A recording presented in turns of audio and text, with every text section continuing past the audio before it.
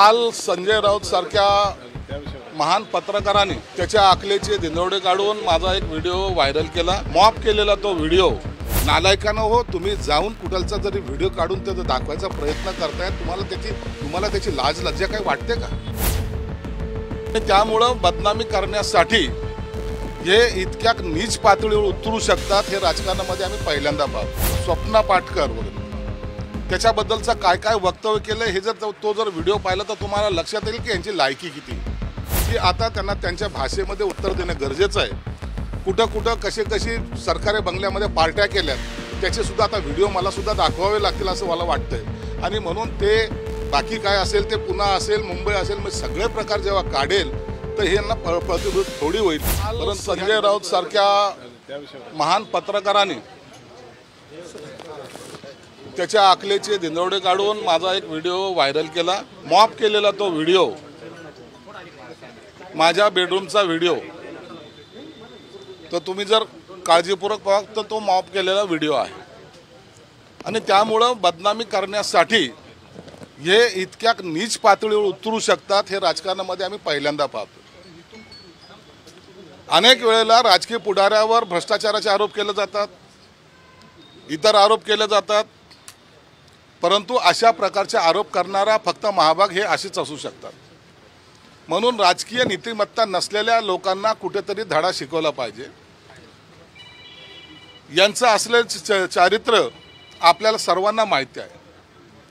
हा मेघा पाटकर काय ते सॉरी ती पाटकर काय तिचं नाव स्वप्ना पाटकर वगैरे त्याच्याबद्दलचं काय काय वक्तव्य केलं हे जर तो व्हिडिओ पाहिला तर तुम्हाला लक्षात येईल की यांची लायकी किती। म्हणून हे चरित्र हनन करण्याचा प्रकार हे जे काही वारंवार करतात त्यासाठी त्यांना मी अब्रू नुकसानीची एक नोटीस आज त्यांना पाठवणार आहे। त्यांच्यावर तो गुन्हा दाखल करणं, त्यांनी जर माफी मागितली नाही तर त्यांच्यावर तो गुन्हा दाखल केला जाईल। मला याची कल्पना आहे की ते राज्यघटना तर मानतच नाहीत, त्यांना त्याचं काही घेणं देणं नाही, ते पुन्हा फुशारकीने सांगतील अशा तर फार नोटिसा मी खिशात घालून फिरतो वगैरे वगैरे वगैरे तो बोलेल। परंतु कायद्याच्या चौकटीत आज बसून मी त्याला आज नोटीस पाठवणार आहे। आणि जर त्यांनी याचं उत्तर मला दिलं नाही तर पुन्हा फौजदारी स्वरूपाचा गुन्हा सुद्धा दाखल करेल।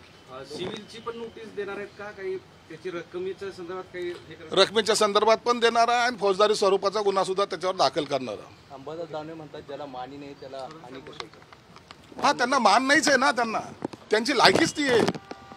रोज लोकांच्या शिव्या खातात, ते सकाळी भोंगा जो वाजतो ना लोक त्यांना रोज शिव्या देतात। म्हणून त्यांना मान अपमान त्यांना काही कळत नाही आहे, कोणत्या गोष्टीवर बोलावं ह्याचं त्याचा भान नाही आहे। आणि त्याचे जे सहकारी आहेत विद्वान, 1 महिन्याचे विद्वान, ते असेच आरोप करत राहणार। हे सगळ्या दलालांची एक गँग महाराष्ट्रामध्ये कार्यरत आहे।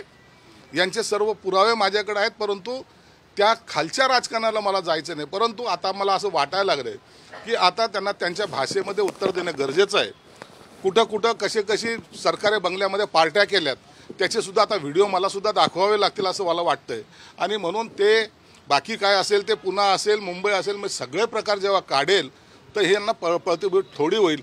परंतु ह्या नीच पातळीवर जाण्याची माझी आज तरी इच्छा नाही आहे।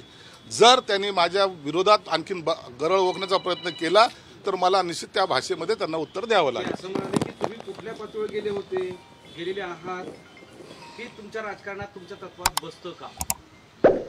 माझ्या बेडरूममध्ये मी बसणं हे माझ्या पातळीत बसत नाही काय? नालायकानं हो, तुम्ही जाऊन कुठलचा जरी व्हिडिओ काढून ते दाखवायचा प्रयत्न करताय, तुम्हाला त्याची लाज लज्जा काही वाटते का? या अशा प्रकारचं कधी राजकारण कधी महाराष्ट्राने पाहिलंय का?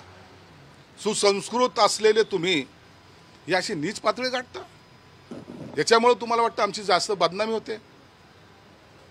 परंतु एक लक्षात ठेवा, हे सगळेजण फक्त आणि फक्त कसं मला टार्गेट करता येईल याचा प्रयत्न ते आहेत।